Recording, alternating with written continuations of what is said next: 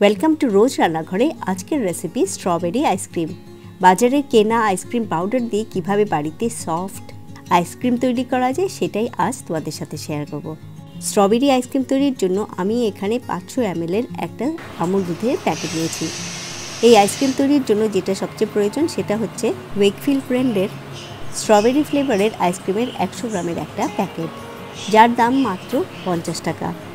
এই strawberry ice cream তৈরির জন্য এখানে দুধের প্রয়োজন হবে মাত্র 400 ml, তাই আমি একটা জারের মধ্যে মেপে নিয়ে নিলাম।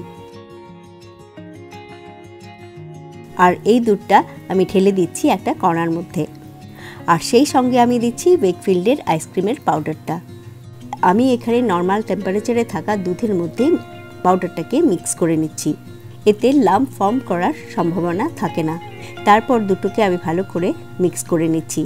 এই মুহূর্তে যে পরিমাণ গরম পড়েছে, আর বাড়িতে সবসময় বাচ্চাদের লেগে থাকে আইসক্রিম খাওয়ার বায়না, তাই বাজার থেকে খুব কম দামে এই আইসক্রিম মিক্সটা কিনে আনলে যে কোনো সময়ে আইসক্রিম তৈরি করে ফ্রিজে রেখে দেওয়া যায়।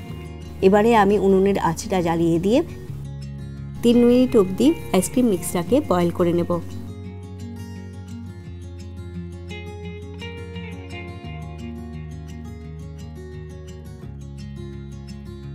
আস্তে আস্তে যখন এটা বয়েল হতে শুরু করবে, তখন গ্যাসের উনুন থেকে সেটাকে নামিয়ে দিচ্ছি। আর সেই সঙ্গে আমি আইসক্রিমটাকে ঢালার জন্য একটা গ্লাসের চৌকো পাত্র নিয়ে নিলাম। তবে বাড়িতে যদি এরকম গ্লাসের পাত্র না থাকে তাহলে ছোট ছোট বাটির মধ্যেও বসাতে পারো, কিংবা স্টিলের বড় পাত্রের মধ্যেও বসাতে পারো। আর যখন নর্মাল টেম্পারেচারে চলে আসবে তখন একটা ঢাকা দিয়ে ফ্রিজের মধ্যে 3 ঘন্টার জন্য রেখে দেব। 3 ঘন্টা পর ঢাকা খুলে দেখে নিচ্ছি আইসক্রিমটা অনেকটা জমাট বেঁধে এসছে।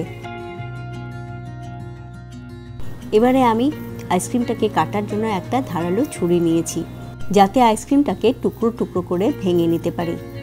আমার রেসিপিগুলো যদি ভালো লাগে তাহলে অবশ্যই লাইক, শেয়ার আর কমেন্ট করো। আর যদি নতুন বন্ধু হও তাহলে পাশে থাকা বেল আইকনটা ক্লিক করে দিও, যাতে নতুন কোনো ভিডিও এলে তার নোটিফিকেশন তোমাদের কাছে ইজিলি পৌঁছে যায়। এবারে ওই আইসক্রিমের টুকরোগুলোকে একটা বড় মিক্সিং জারের মধ্যে ঢেলে দিচ্ছি। তারপর জমে থাকা আইসক্রিমটাকে ব্লেন্ড করে নেব মিক্সার গ্রাইন্ডারের মধ্যে 2 থেকে 3 মিনিটের জন্য, কারণ এই ব্লেন্ডিংয়ের মধ্যেই আসে আসল আইসক্রিমের সফটনেসটা। তারপর আবার এই ব্লেন্ড করা আইসক্রিম মিক্সটাকে ট্রান্সফার করে নেব আগের ওই কাচের বোলটার মধ্যে। তারপর পাত্রটাকে ঢাকা দিয়ে ফ্রিজের ভেতরে রেখে দেব 8 ঘন্টা, কিংবা যতক্ষণ পর্যন্ত না আইসক্রিমটা জমাট বাঁধছে। আমি এখানে ওভারনাইট আইসক্রিমটাকে ফ্রিজের মধ্যে রেখে দিয়েছিলাম। পরদিন অর্থাৎ 8 ঘন্টা পর ফ্রিজ থেকে বের করেছি, আর দেখা যাচ্ছে স্ট্রবেরি আইসক্রিমটা সার্ভিংয়ের জন্য পুরোপুরি রেডি হয়ে গেছে। তাই দেখা যাচ্ছে খুব পারফেক্টভাবে আর খুব সামান্য ইনগ্রেডিয়েন্টস আর অল্প খরচে যে কোনো সময়ই তৈরি করে নেওয়া যায় এই স্ট্রবেরি আইসক্রিম। আর ফ্রিজের ভেতর এই আইসক্রিম থাকলে বাচ্চারাও মাঝে মাঝে ফ্রিজ খুলে এই আইসক্রিম খেতে পারবে।